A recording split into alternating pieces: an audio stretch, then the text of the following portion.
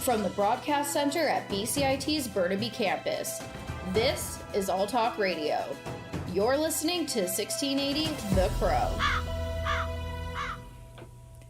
Good afternoon, I'm Maham Hashmi with your 12 o'clock news updates.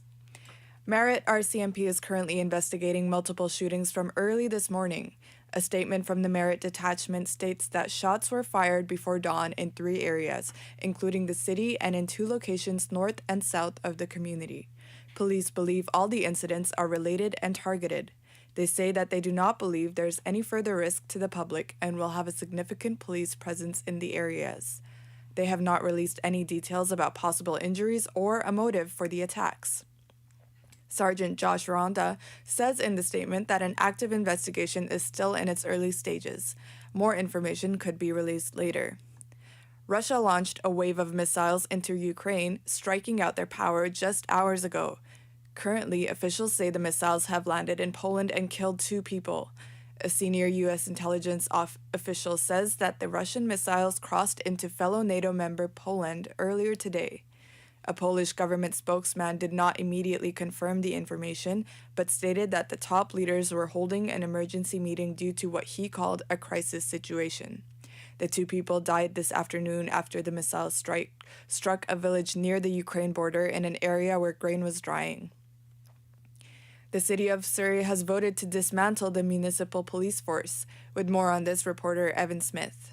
The city council meeting took place on Monday night to discuss maintaining RCMP contract for Surrey, which was voted in favor of 5-4. This means the Surrey Police Board will be shut down. In a statement by the SPS, it is said this transition will cost $180.5 million. This is due to the previous investment it's made in the police of jurisdiction.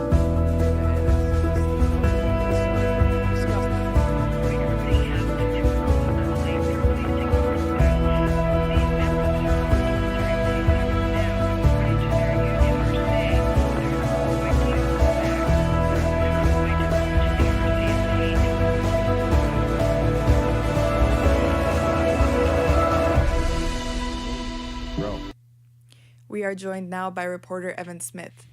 Evan, what other financial implications has this had or will have? Aside from the previously stated $188.5 million, taxpayers have already paid $108.3 million as relayed by the Surrey Police Service. Another issue is the massive severance liability this presents. Finally, there is a cost difference of $18.3 million that would occur assuming the RCMP do end up policing in Surrey. Does this only affect Surrey? No, it does not. Surrey is pulling in members from other police jurisdictions throughout the Lower Mainland. Delta and the Vancouver Police Department have had staffing changes, just to name a few. Some have also came in from other places throughout the province. This is leaving some other policing agencies short of members. With recruiting of employees being tough already, this doesn't bode well for the RCMP. Back to you, Maham. Former Hockey Canada President and CEO Bob Nicholson has apologized in his testimony today at the hearing for the sports organization's misconduct with the sexual assault claims. Nicholson apologized for not putting written guidelines in place on how the national sport organization should handle sexual assault claims during his time in charge. He told the Commons Heritage Committee he wishes he had put more policies in place. My job as CEO was to really run the operations. Policies came from the board, and I'm not deflecting that back to the board. I was the CEO, and I should have been encouraging more policies. And when I listen to yourself speak and others speak, it was something I would have liked to have done. I didn't, and I'm sorry about that. Hockey Canada has been facing controversy for months after the organization mishandled sexual assault allegations involving members of the 2018 World Junior team. Halifax police are also investigating allegations of a group assault involving members of the 2003 team. Nicholson was in charge of Hockey Canada from 1998 to 2014. If you're planning on heading to Simon Fraser University, make sure to steer clear of the Bennett Library in Burnaby. The university announced the temporary closure of the library on the Burnaby campus due to the potential discovery of asbestos-containing debris. The entire building was closed last night and is expected to remain closed today while the assessment takes place. If you had classes, events, or activities scheduled in the building, keep an eye out for updates for alternative locations being provided. The university does have some exciting news despite the recent health scare. SFU researchers have helped develop a new tool designed to monitor the health of marine ecosystems. With more on this story, Evan Tate. The indicator was made in partnership with Spanish Technology Center ASTI and the International Seafood Sustainability Foundation. Nick Dolvey, researcher on the project, speaks on why sharks are going extinct. For years we've heard about the plight of tunas and how they've been declining, but really in the last decade we've managed to turn that around and bring tunas back to sustainability and recover them. But the same organizations that recovered the tunas are letting the sharks slide towards extinction. His study focuses on the health of sharks, tuna, and billfish. They've been able to halt the decline in tuna and billfish, but sharks continue to decrease in numbers. Evan Tate, 1680, The Crow. The federal NDP's request to a public inquiry for Canada's pandemic response remains unanswered. NDP health critic Don Davies states that now is the time to evaluate the government's response so that it can be better prepared for future pandemics. That's why today I'm calling on the federal government to launch an independent public inquiry into Canada's COVID-19 preparedness and response under the Federal Inquiries Act. The inquiry looking into the federal government's use of the Emergencies Act has heard that the cabinet didn't get an up-to-date police briefing as ministers debated whether to invoke the legislation. RCMP Commissioner Brenda Lucky says that she had written up some key messages the day before the act was invoked, but she wasn't able to deliver them. I guess in hindsight, yeah, that might have been something significant. Honestly, there was so much information going back and forth. I'm not sure where they were at in the invocation as such. I know they were talking about it, but it was very, very fluid. I'm not sure if it would have changed anything. Lucky is testifying at the public inquiry into the federal government's decision to invoke the Emergencies Act on February 14th. People from the outside looking in weren't seeing any decrease in the activity. They were seeing the opposite. They were seeing increase in activity from the protest groups and more people getting involved, especially on the weekends. So, of course, people were wondering if there was ever going to be an end to this because they hadn't seen any outwardly enforcement action. Albertans can look out for a financial break from ongoing inflation. The province's finance minister says that there will be legislation next month to re-index income tax brackets and benefits payments for seniors and the severely disabled. Travis Taves says this is part of a larger package coming soon to help Albertans suffering from high inflation. It's going to consist of a combination of, additional tax relief and some targeted support to those that, are really feeling it right now. The United Conservative government says this decision was made possible due to finances improving as compared to 3 years ago when they had to de-index the measures. China and a broad group of developing countries known as the G77 have come out with a proposal to create a fund in which richer industrialized nations would pay for damages created by climate-related disasters. Tuvalu's climate envoy, Sylvain Pignou, says the proposal is a demand to ensure that richer industrialized nations take ownership for their part in the climate disaster. To us, that is a delaying tactic for agreeing to set up a fund. Our position remains that this COP should agree among parties to establish a response fund for dedicated solely for loss and damage. Make sure to catch one of the 3 Canadian teams playing tonight on the ice. The Toronto Maple Leafs face the Penguins in Pittsburgh. The Pens have been struggling this season with only 2 wins secured out of the 10 games they have played so far. The Vancouver Canucks will be playing against the Buffalo Sabres tonight, looking to end their 3-game lose streak and correct their record for the worst performance in franchise history. The Habs look to secure another win to add to their 4-game win streak as they host the New Jersey Devils tonight in Montreal. It is currently 3 degrees here in Burnaby with some sun. Warmer temperatures are expected later this afternoon with partial clouds, so make sure you got your sunglasses. Temperatures are expected to drop to 1 degree overnight, so make sure you layer up before bed. Those are your 12 o'clock news updates. I'm Maham Hashmi for 1680 The Crow.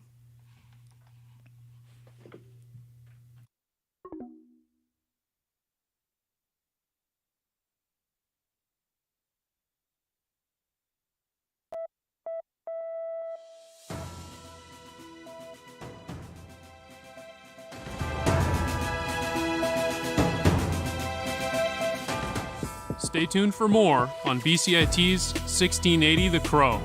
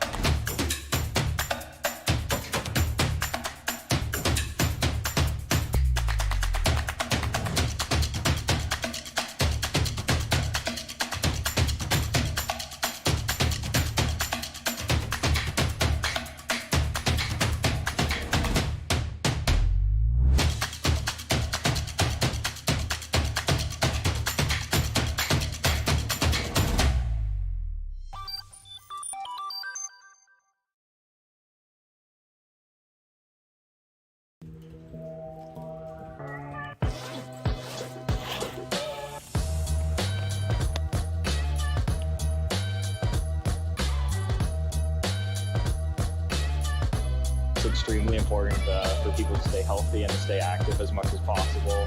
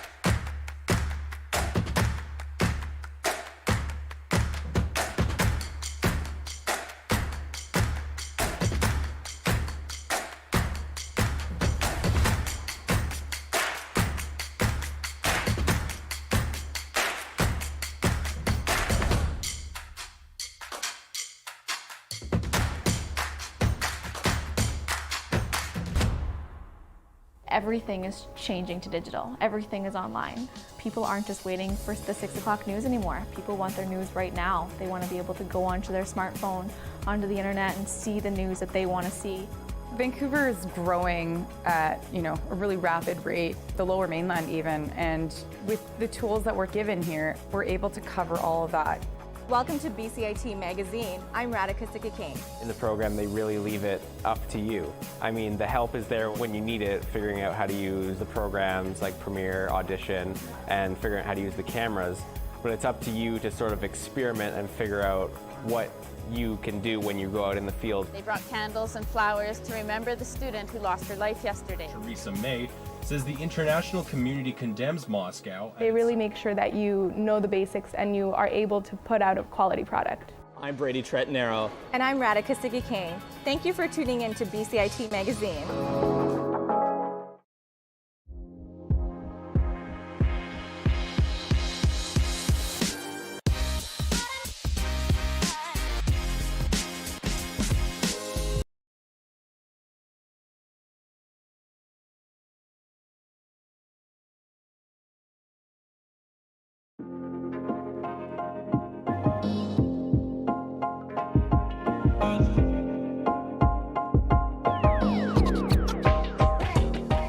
Good afternoon.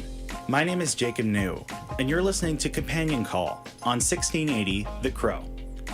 Today, we are talking about women in sports media. The world of sports media can be a thoughtful, incredible space for interesting stories and passionate discussion. Simultaneously, there remain barriers and discrimination for women in the industry, whether they are working through a corporate ladder or making their own path in the realm of online content. I'm honored to have with me here today two guests. First, Georgia Twiss, one of the co-hosts of the popular Vancouver hockey podcast, The Broadscast, and Kaya May, a co-host of a local hockey sports post-game show, Game Over Vancouver. Thank you both so much for joining me today. Thanks for having us. Thank you. I think I'll start with the first question for both of you. What does it mean to you to be a woman that works in sports media? I think for me, growing up, if I think about listening to sports radio, which I do often with my father, there weren't women on ever. Maybe they'd be the kind of in between they'd read the highlights or I can't remember what they're called, but those things where they'd read the scores or something, but there weren't really women on the radio. And so I think for me, just simply being there to represent a voice that when I was growing up wasn't there is something that's really important to me, no matter how the youth get picked out of the ring. For a lot of different groups, but specifically for me, for women. Mm-hmm. Yeah, kind of similar to that. Like, I grew up and there was no women unless it was like in between intermissions and stuff like that, where they'd have, oh, this is what's going on in like the other games in the league. They weren't like immediately on there. They weren't doing color commentary. They weren't doing pretty much anything on radio or anything else.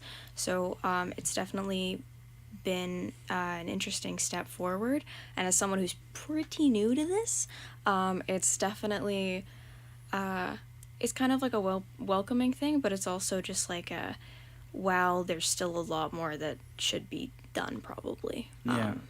On that note, you say, there's a lot more to be done. I think all of us have encountered people that may make assumptions that, things are better, but it's so much more important to specify that improvement isn't just an endpoint. When it comes to your experiences, what have you heard or read by others that proves there's such a long way for women to be treated equally in this industry? Personally, it's any time that there's a female color commentator doing a game. On Twitter, I will see a lot of people being angry about, something she said, whereas if a male commentator said it, it would just be like, oh, okay, whatever. Like, it gets swept under the rug, whereas it holds up this woman's entire reputation. I kind of, personally related to that, because, anytime I try and talk about hockey or sports or anything with specifically, men my own age, if I'm talking in class, I'll kind of get brushed away because it's just like, oh, you probably don't know anything about it. But I'm just like, yeah, well, funny thing about that, I work in sports media a little bit, so yeah. Yeah, I definitely think, I think one of the biggest problems, something that we often harp on about on our podcast, is that sports is still viewed through a male gaze, and it's still seen as this inherently masculine space. So any women who entered are transgressing. I think what Kaya said about the color commentators, or even someone like Leah Hextall, who calls the games, the amount of vitriol that they get spewed at them is horrific. And I think that there's still a complication there in having the conversation of, okay, you can critique someone, and that's fine, and that's totally legitimate to do. But when you cross the line into really horrific, misogynistic, sexist, just disgusting stuff, and there was an Athletic piece that was written recently where she went into it, and that's where you're like, okay, so women are there, but it's not tangible for them to be there long term, because it's not sustainable. Logging on every day and having people sexually harass you or give you threats, death threats, for just simply existing and watching a sport that you love, you're not gonna last. It's really hard for your mental health and your physical health. So I think those are the parts that I think people still don't understand quite yet. Mm-hmm. Yeah, you talked about how there are those people in positions where they're in visible positions, and yet they'll be faced with a lot of, unfair criticism or ridicule. Yet, these equitable strategies are incredibly important. And, could you state, why they're so important then for people to actually see someone, a woman, do, whether they're doing color commentating or they're hosting a post-game show or hosting a female-centric hockey show? I think it's just to know that you can do it, that there is a path there, and to have people also in the industry that can help you. Like someone like Carolyn Cameron supports our podcast, or people, like a variety of people that can reach out and also help you along the way and give you some lessons. People like Shireen Ahmed is like really important for doing that as well. So having people to pull you in. But I also think the other thing, sorry, this is going back to the last thing we were talking about, is the point that we need to push forward even further is that the women who are being represented right now are quite like feminine presenting. And I think one of the things that I'd like to see going forward in sports media is that the whole spectrum of femininity and how different women look, if they're fat, if they're queer, like whatever, that they're also getting represented in those spaces, which I think is what things like podcasts and kind of the ground up media is doing a lot better than the kind of corporate stuff. Mm-hmm. Sorry, I took us off on a different track there. No, that's absolutely great. I know for some people that listening, they might know that both of our guests come from quite good education backgrounds, you being a teaching assistant and also with Kaya actually being a comm student. How has your education experience played a role in how you view sports and the opinions then that you have? I've done a lot of research kind of based on how your identity is formed through different biases and stuff like that is what I've learned a lot about. And I kind of I grew up as a Canucks fan, so I grew up with the bias of they're the best. But then there's also other people grow up with other biases, of course, and one of the biases, like Georgia mentioned previously, it's viewed through a male lens. There's around sports and sports media, it's very much still a boys' game. You can see it on TNT, I believe, was it? Just a few months ago, Paul Bissonnette saying that women only watch hockey because they find Tyler Seguin attractive, and why? I don't know. I just, it's still viewed through a male gaze, even through, the advertisements that are shown and everything. It's, all, F-150s and cars and stuff like that. We learn a lot about advertising and what's shown during prime time. So kind of how that is a dominant male view, so it kind of adds to this, women aren't specifically going to watch this.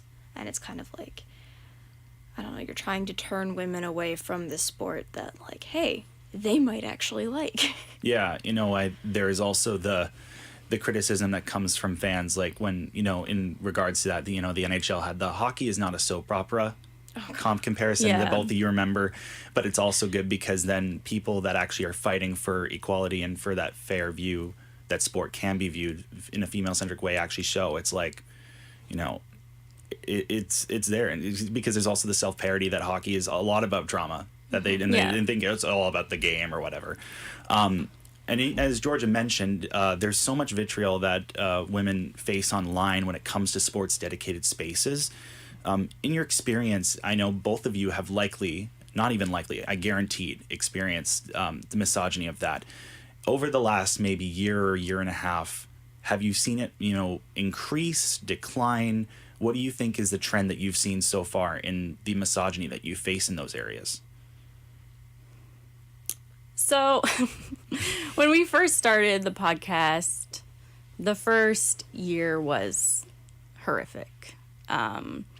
There was a specific moment where one of the hosts on the podcast was very upset about Elias Pettersson going on spitting chiclets and spoke out about it. And that really just kind of upkicked a lot of just horrible DMs, really bad kind of Twitter bot accounts and stuff. And that was really, really hard for us to go through. I left Twitter for 6 months. And and I posted like a whole diatribe of like the messages that I was receiving. And when I did that, I actually got a really good response from the local media that were like, this is really bad. Like, what are we doing? And I think that because they did that, when I did come back, and also like I blocked and muted a lot of these accounts, but it hasn't been as bad for me at least. But I also stopped talking as much about controversial topics. You feel yourself kind of self-edit so that you avoid getting that stuff. Because once you enter into the arguments over whether it's getting really into the nitty-gritty of the Hockey Canada situation or the Mitchell Miller situation that you're seeing now, that's when you get the really bad stuff. And so I find sometimes that I just go, I gotta step, I can't do this one. Mm-hmm. And that's really sad. But it's just kind of the life when you're kind of deciding as a woman if you want to speak out about anything. Like, this isn't just sports specific. This is just about being a woman online in general, I would say. But that's at least for me how I've experienced it. Mm-hmm. Yeah, I kind of relate to that with like the whole self-editing and kind of monitoring what you say and stuff like that. I try not to get into like controversial topics, or if I do end up posting something and then somebody responds, negatively with like misogyny or homophobia or stuff like that, it's definitely hard for me to not like address it. But I don't know, if something really grinds my gears, makes me mad, I'll just shoot it off to my friends in DMs, because I'm like, I don't want to get attacked for believing what I believe. And I don't I feel like I shouldn't be attacked for having an opinion like many others do, but that's just the reality that I live in. Mm-hmm. That forced tendency to self-edit what you put out online, it's not fair that women should be forced to go through that. How would you say is a way that you can fight back against that? It's difficult because there's so many mobs of, random people on Twitter that, take that take a position and, just be like, I can spew whatever I want. And Twitter as a platform, sides with them, ironically. I've gone through, I'll try to report, different things, whether it's misuse of language for slurs, and Twitter just gets back and they're just like, we don't consider it a violation of our terms. You mentioned that you don't, Georgia, you mentioned that you don't tweet as much. Yeah. On that. What would you like to see in terms of, being able then to speak out without having to face that vitriol? Like, would it be better terms of service, or at least better application of, saying this is wrong, this is hateful, this is inappropriate? Or do people just need to as a group, police ourselves better and saying, no, we don't take that for you to just say, XYZ about this person because they have an opinion about a random hockey player? Yeah, I think the thing that really started to wear me down was I started to feel like I was being annoying talking about it by being like, hey, this person said they want to rape me. Can you guys do something about it? Because you're the one who's getting the messages, but you're the one who's having to put it up for other people to kind of step in. And I kind of started being like, I don't want to keep doing this. This isn't fun. And then I also feel like I'm going crazy being like, is it actually that bad? No, it is really that bad. It's really that bad. But when you get to that point, and I think the issue, the good and the bad about Twitter is that something like Twitter, just to speak about that platform in general, is you are able to broadcast to a large number of people. People are able to, access you in anonymous ways for their own safety. I definitely think that there's reasons why people don't want to have to verify everything about themselves, and I understand that. But the downside is that is what happens. And I do wish that Twitter was better with stuff. There's still accounts that are using photos of me that are in existence. The account, they can't use the account anymore, but it still exists. It's still there. And can you just take that down?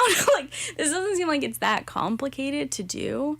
But it's just this kind of, it's kind of spun out of control for a lot of people. I know, like for me, I have all my like filters on for like, whose replies I see. So I don't even respond to people's replies anymore if I don't know them. And that's kind of, you kind of do have to build your own like defense and safety tactics, unfortunately, because they don't. And I actually don't know how they could at this point. I mean, not that Elon Musk is really going to step in right now, but yeah, I don't think that there's a way. Mm-hmm. To conclude our show today, I would love to hear from both of you. What are the things that, people that enjoy sports, whether they're casual fans or hardcore fans, can do to support women that want to, exist and state just simple opinions in the industry? What would you like to see? If it was one thing that you could say to people that enjoy sports to support women in sports media, what would it be? Stand up. Like if you see vicious hate towards somebody and it's a public forum, or if you see somebody that's intentionally being hateful, or just in general, if you see a woman in sports media doing an awesome job, step up, promote it.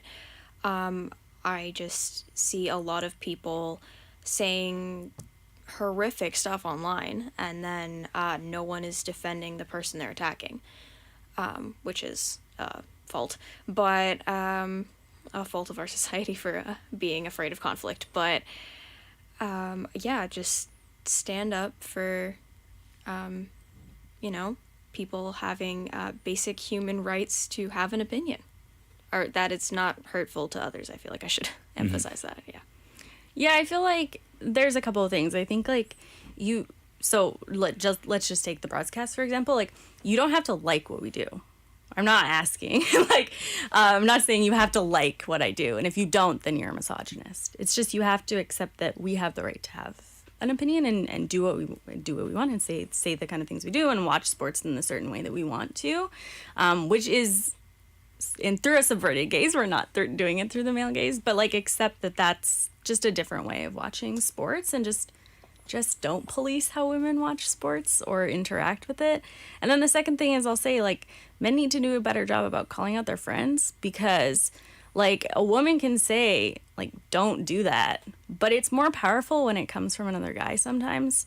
And so just like learn how to call in your friends. It doesn't have to be like super attacking, but it can just be something as simple as like, hey, not cool, like don't do that, or whatever. And that's kind of what we need to have happen. Like, we all have to do it, because Guy and I can scream about this as much as we want, but until kind of everyone's pulling at the same rope, then it doesn't really go anywhere. Mm-hmm. Well, I think that should put a wrap on our conversation. I want to thank you, both of you, for coming on, Georgia and Kaya. I think we've had a great conversation about what people should recognize about the situation that women have in sports media and what simple ways they can do to help support them. To wrap up Companion Call, I'm your host, Jacob New. My producer in the producer's booth is Kiara Collins. And thank you for listening. Have a lovely day.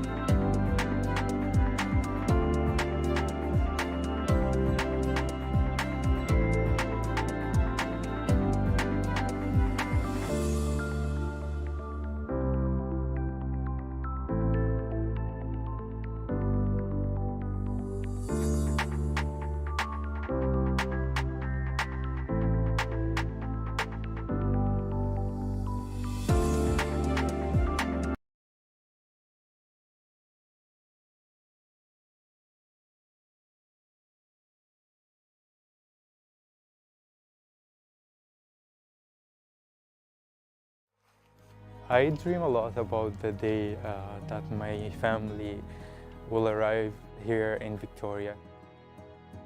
And I just dream about showing them around, about this place that became my home. Looking back to that moment, I could not bear the fear in my mom's eyes.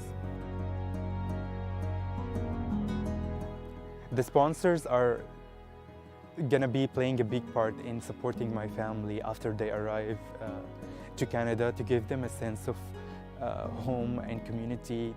So I went to a meeting with Tam and the sponsors at the Intercultural Society, and when I learned the amount of money that needed to be raised to bring his mom and his two sisters here, I was shocked. I was shocked, upset, thinking, why does it have to be so much?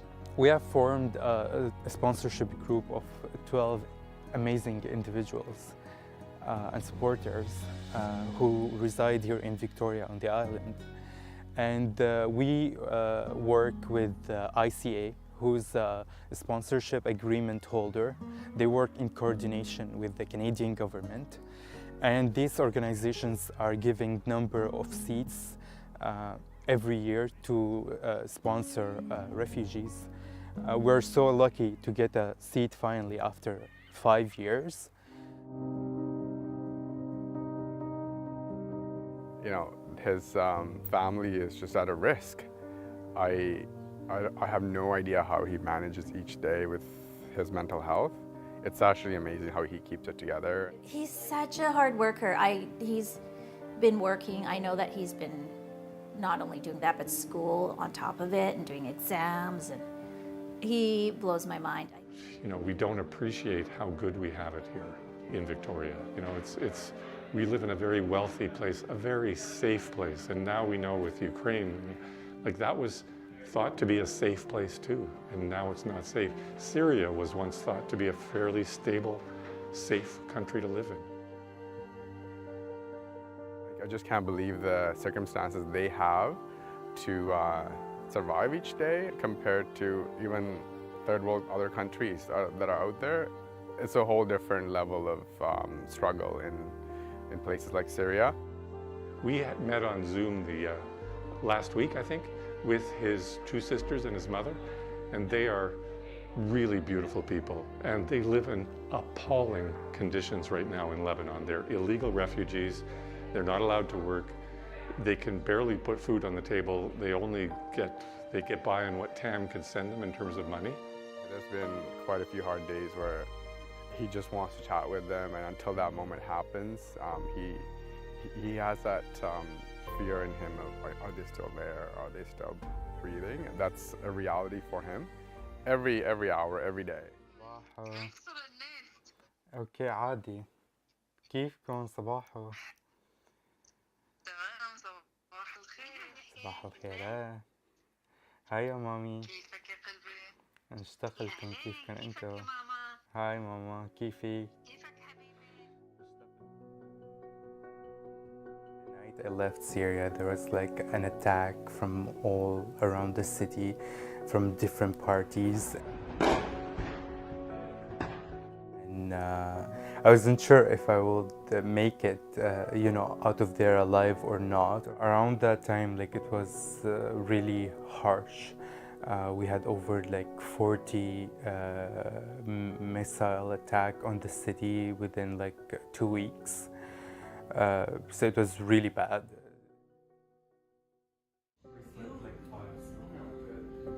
Maybe you nap, just go nap, like a snooze. 30-minute nap, snooze. But also like you plan a lot, so I'm gonna kind of and the mix. My mom taught me how to make Syrian bread. I used to just watch her make it every Friday or Thursday for the weekend. So, what are you worried about? What are you worried about right now? I want to just make sure everything lines up tomorrow morning.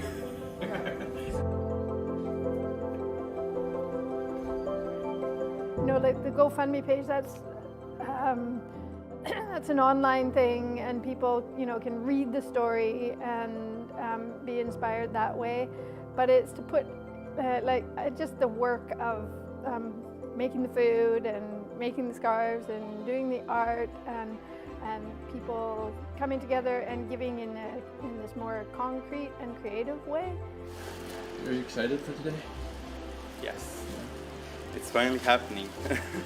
Been lots of planning and lots of preparation and just getting stuff done and lots of amazing friends and people helping. So I'm actually very excited. Not nervous at all, I would say. Just looking forward to just share my story with everyone. So we were just on our way to the souk. Like I had that feeling in my gut that don't go using that road. When I go, I felt like strongly that we should use a different route to get there. And I was telling my mom, we're almost arguing in the street, no, I don't want to go there, let's take the other one. So I insisted. Not even a minute later, just hear a high pitch bombing.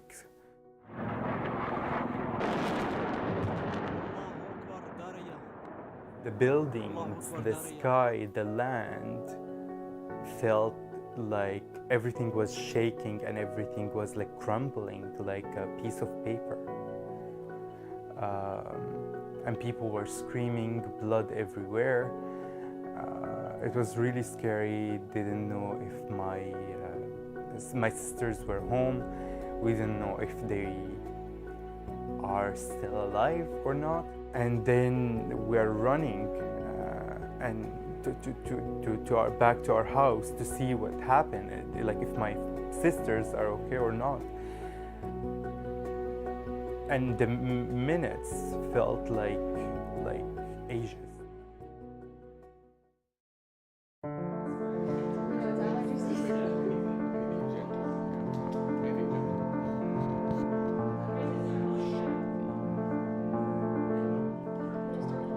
Just lots of mix of emotions, happy. Feels like home actually, with all the people, the love, really good. All three of my daughters will be here today at one point or another, either as artists or organizers, and we all live in the same city and I see them frequently, and I just can't imagine being separated from my family as Tam is from his.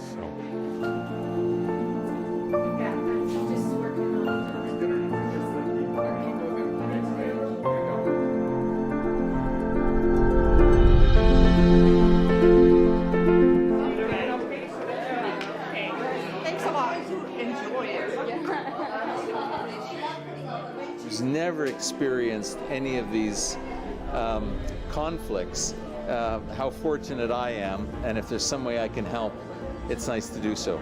I knew it that home was no longer home. Maybe you can introduce you to one of our amazing artists, Hala, from Ukraine. I have 3 pieces that I donated. One called Lights of Hope. I have my whole entire family in Ukraine right now, and we lost 2 family members already, and and being involved in Tam's fundraising, it takes, when you feel terrible, you need to focus on helping someone else, so your own pain will be less, right? So that's what I'm doing. If I were in her situation and my son was across the world, I would be feeling, I think what she said, really concerned that he has people around him that would help him out. And that's what she said, when we saw it, we talked to her on the video, and she was just so happy to see all the good energy that was around him. شعور صعب بينحكى حكي هذا شعور انه ام وبناتها وعندها ابن وحيد يعني هو حياتها. يعني هي اللحظة اللي اني انا بدي اكون جنب ابني، هي عم بحلم فيها بشوفها بمنامي يعني. Well, something I really like that my mom wrote me, and it just like always was always and like still stuck in my mind to this day. And she's the first page in this book is my mom. Yeah, and I always, for some reason, whatever my mom's write, I always write myself here, like in Arabic, of course, that I hope my mom lives forever and ever. My loved mom. Like always, like, and I sign it. It's like here. So that's my mom, and then here I did a heart with, yeah.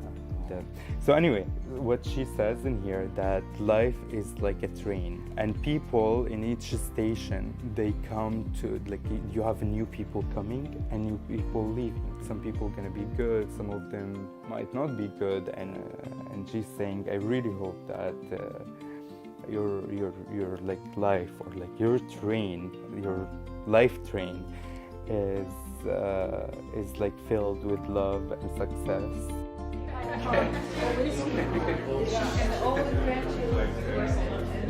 Sold out. Yeah, sold out. God. And you know, I always think, like, especially with food, is like food is love. So I hope people go now, like after they go home, they, you know, get to enjoy a meal made by us. And it was lots of learning, you know, like a good start, more to come. I think we all did amazing teamwork.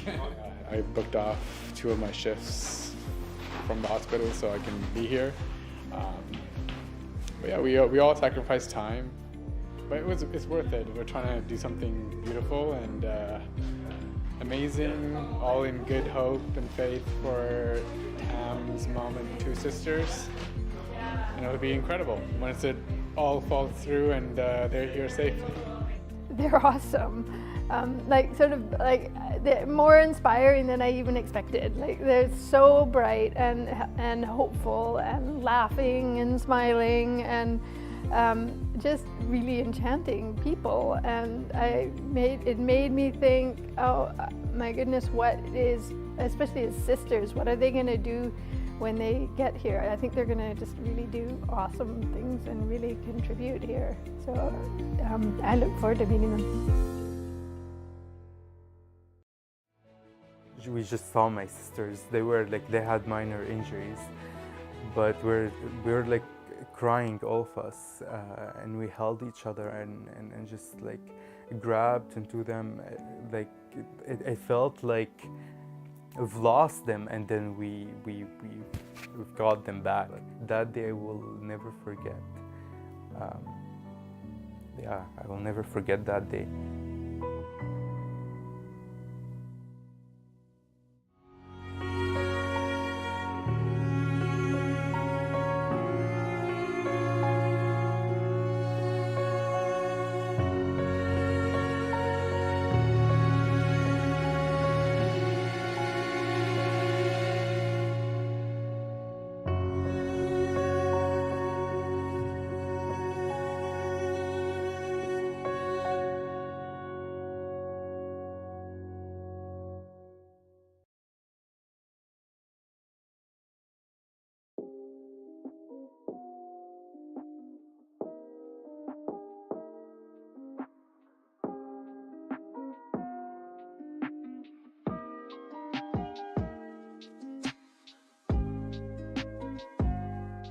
We are being gears.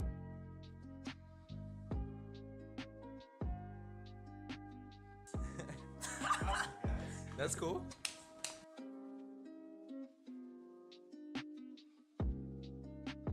Fashion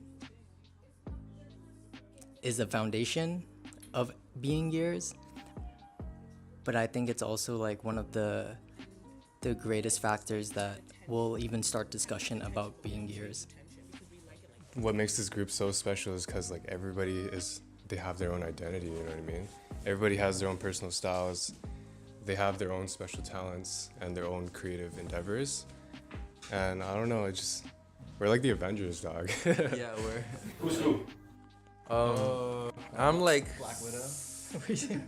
I'm like Thor because I'm the strongest, and one of my biggest wishes is to work with a bunch of little gears so we can change a big group of gears and even affect the bigger gears out there. All of us are so individually different that we fill gaps in all of us. So I feel like in that aspect, we're flawless. When we're having meetings, some of us are thinking so forward, and then you got other people like just grounding us a little bit. And even in just like the whole dynamic is flawless in that aspect.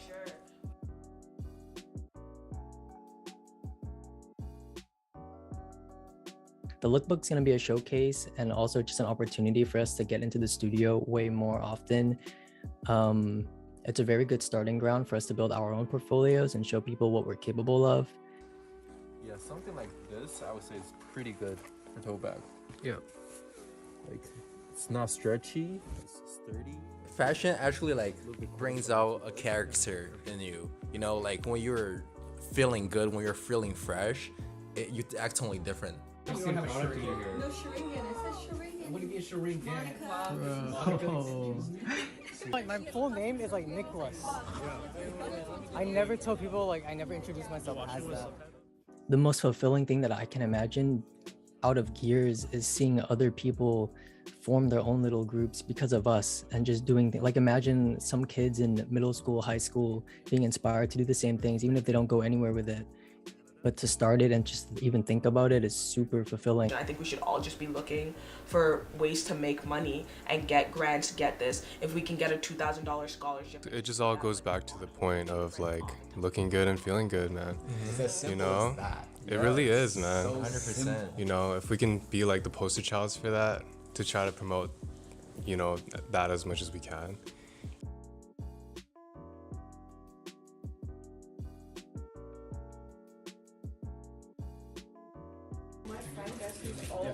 So how are we gonna draw it though?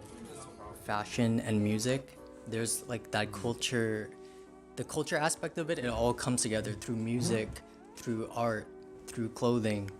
It just, it's very cohesive in that aspect and it's all a part of it. We gotta draw one for the first two items. Okay, can we look at a calendar? Amazing. I think video games for sure, because I used to be a big gamer. Now I have no time, but I used to be a big gamer, and I feel like the way that they build their character design is just through the roof. Like they make something that's out of this world, and I'm like, how can I take that and make it real life? I love Naruto. Just the silhouettes that they carry. It's like very, very, it's like drapey. Still kind of on that like Asian, like the kimono type, like squared off sleeves, squared off hems, and cropped and like that type of thing. That was one of my big inspirations before. So I used to always wear like hella crop stuff. Can I say that? Crop stuff and like crop pants and like oversized sweaters and stuff like that used to be my thing. And yeah, now it's just, I don't know. Now it's just anime all over, really. And keep it straight so you see it's lined up. Keep it straight so it's lined up. Just from the positiveness, the light, the colors, everything. I think it's great, and that's what continued to inspire me. We out here in the zoo cougar. This like motto of like looking good and feeling good, I feel like that's something you can live by.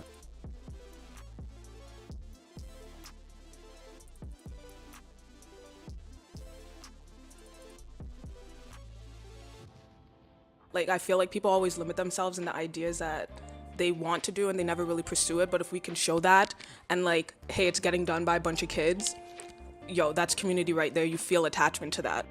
Anyone else can do this, but they're not. Who else is gonna do it with our positive attitudes? Who else is gonna do it with this welcoming? Who else? Who else but us? So I feel like this is always driving me because I'm just like, I wanna be that person that can connect. From the Broadcast Center at BCIT's Burnaby Campus, this is All Talk Radio. You're listening to 1680 The Crow. Good morning, I'm David Navak with your news update at 1 p.m. The city of Surrey has voted to dismantle the municipal police force. With more on this, reporter Evan Smith. A city council meeting took place on Monday night to discuss maintaining the RCMP contract for Surrey, in which it was voted in favor of 5-4. This means the Surrey Police Board will be shut down. In a statement by the SPS, it is said this transition will cost $188.5 million. This is due to the previous investment into making them the police of jurisdiction. Linda Annis, a city councilwoman in Surrey, discussed the transition. Recruiting has been difficult of late for policing officers. These members that have gone to the Surrey Police Service now, according to their union, are saying they're not going to go back. They're not going to go to the RCMP. Annis pushed for a referendum on the matter, although that amendment was voted down. Evan Smith, 1680, The Crow. SFU researchers have helped develop a new tool designed to monitor the health of marine ecosystems. Reporter Evan Tate with the story. The indicator was made in partnership with Spanish technology center ASTI and the International Seafood Sustainability Foundation. Nick Dovey, researcher on the project, speaks on why sharks are going extinct.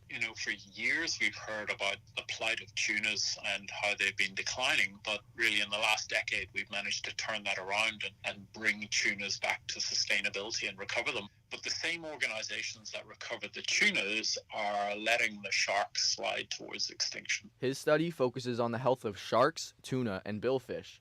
They've been able to halt the decline in tuna and billfish, but sharks continue to decrease in numbers. Evan Tate, 1680, The Crow. Vancouver City Council pushed a motion to uplift Chinatown.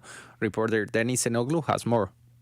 Councillor Sarah Kirby-Young introduced a motion to try and protect the cultural hotspot. Goals such as cleaning graffiti and trying to stop vandalism and general decay are there to help the area feel more vibrant and supported. A very real issue in the area is homelessness, as the owner of Newtown Bakery and Restaurant, Susanna Ng, says. Our customer been complaining they dare not to come to Chinatown because of all these homeless people been bugging them. They don't feel secure coming into Chinatown. Homeless people and also those drug addicts, that's the one damaging our community the most.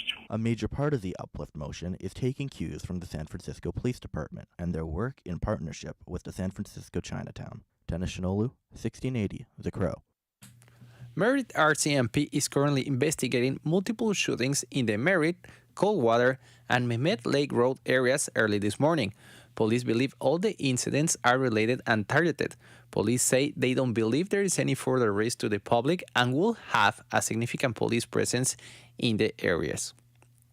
RCMP Commissioner Brenda Luckie says the federal government lost confidence in the Ottawa Police Force's ability to end the Freedom Convoy protest.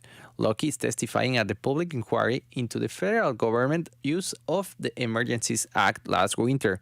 She says people couldn't form an educated opinion about the demonstrations because they didn't know the details of what was going on.